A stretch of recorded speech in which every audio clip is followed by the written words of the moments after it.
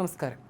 സിക്കിമിൽ ജലവൈദ്യുതി പദ്ധതിയുടെ ഭാഗമായിട്ടുള്ള തുരങ്കം തകർന്നുണ്ടായ ദുരന്തത്തിൽ ജീവൻ പൊലിഞ്ഞ ജിയോളജിസ്റ്റും പ്രമുഖ യൂട്യൂബറുമായ മണർകാട് ഇല്ലിവളവ് കൊച്ചുമറ്റം കൂരോത്തുപറമ്പിൽ അനീഷ് മോഹന്റെ മൃതദേഹം ഇന്ന് നാട്ടിലെത്തിക്കും.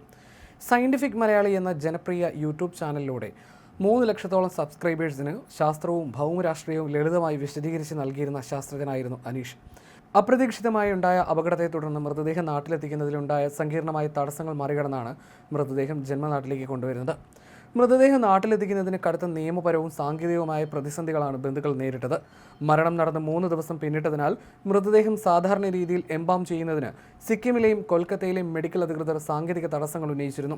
സാധാരണയായി മരിച്ച് 3 ദിവസം കഴിഞ്ഞ് ഭൗതിക ശരീരങ്ങൾ എംബാം ചെയ്യാറില്ലെന്ന നിയമമാണ് വിനയായത്. എന്നാൽ എംബാം ചെയ്യാത്ത മൃതദേഹങ്ങൾ വിമാനത്തിൽ കൊണ്ടുപോകാൻ വ്യോമയാന ചട്ടങ്ങൾ അനുവദിക്കാത്തത് നടപടികൾ പൂർണ്ണമായി സ്തംഭിപ്പിച്ചു.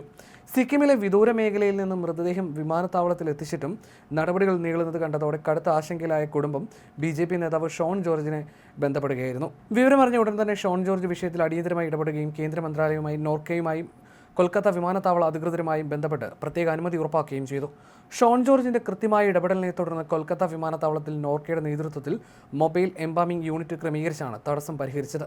ഇന്നലെ ഉച്ചയോടെയാണ് സിക്കിമിൽ നിന്ന് മൃതദേഹവുമായി ആംബുലൻസ് കൊൽക്കത്ത വിമാനത്താവളത്തിലേക്ക് പുറപ്പെട്ടത്.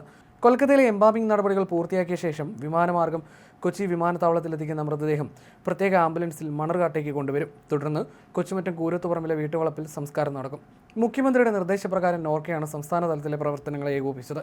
തിങ്കളാഴ്ച ഉച്ചയ്ക്കാണ് തെക്കൻ സിക്കിമിലെ നാംചി ജില്ലയിലുള്ള തുരങ്കത്തിൽ ദുരന്തമുണ്ടായത്.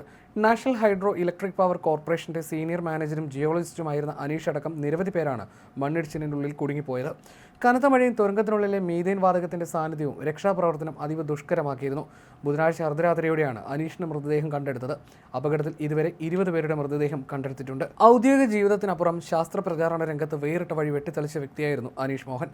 സയന്റിഫിക് മലയാളി എന്ന തന്റെ യൂട്യൂബ് ചാനലിലൂടെ സങ്കീർണമായ ശാസ്ത്ര വിഷയങ്ങൾ, ഭൗമരാഷ്ട്രീയ തർക്കങ്ങൾ, യുദ്ധങ്ങൾ, പരിസ്ഥിതി പ്രതിസന്ധികൾ എന്നിവ സാധാരണക്കാർക്ക് മനസ്സിലാകുന്ന ലളിതമായ ഭാഷയിലാണ് അദ്ദേഹം അവതരിപ്പിച്ചിരുന്നത്.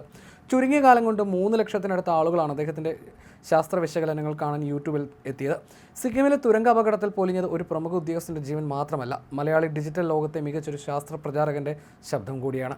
അനീഷ് പഠിച്ച കോട്ടയം ഗവൺമെന്റ് കോളേജിലെ ജിയോളജി വിഭാഗം മേധാവിയെ തിങ്കളാഴ്ച രാത്രി 8 മണിയോടെ NHPC അധികൃതർ വിളിച്ച് ബന്ധുക്കളുടെ ഫോൺ നമ്പർ ആവശ്യപ്പെട്ടപ്പോഴാണ് ദുരന്ത വിവരം നാട്ടിലറിയുന്നത്. തുടർന്ന് അബുദാബിയിലുള്ള സഹോദരൻ ബിനീഷിനെയും കമ്പനി അധികൃതർ വിവരമറിയിച്ചു. തുടർന്ന് ഭാര്യ ഡോക്ടർ സംഗീതയും സഹോദരനെയും ഡൽഹിയിൽ നിന്ന് വിമാനമാർഗം സിക്കിമിലെത്തിക്കുകയായിരുന്നു.